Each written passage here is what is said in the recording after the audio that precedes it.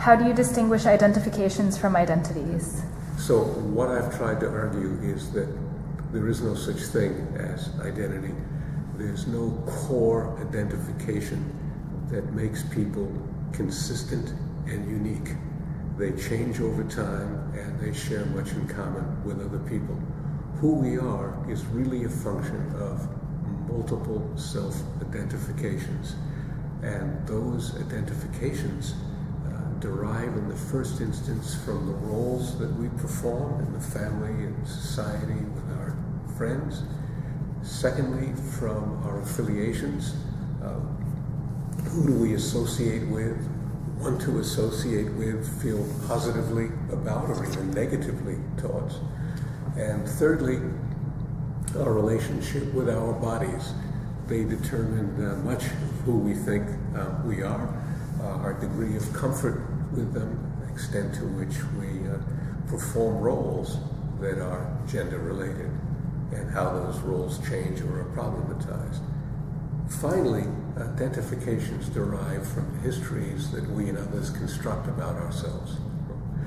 Together, these multiple identifications constitute our identity.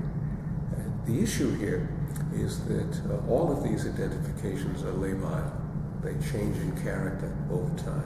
They rise and fall in importance over time. And they rise and fall in importance as a function of priming. Who asked you who you are, where you are when you're asked the question, what happens to be going on in the world, will make you respond very differently from day to day and person to person in describing who you are. And this is important because many of these identifications carry with them imperatives for behaving in particular ways. So you may behave differently as a function of what identity or identification is being primed. Therefore, much of what politics is about are groups of people trying to get others to identify themselves in particular ways. If they succeed in doing this, they can mobilize them for their projects and therefore advance their own political or psychological needs.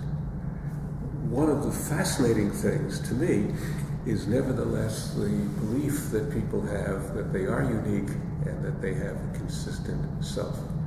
And in the two books, The Politics and Ethics of Identity, and more recently in National Identities and International Relations, I look at why people have these needs, what their political and psychological and ethical implications are, and offer a new and I think more productive way of thinking about identity.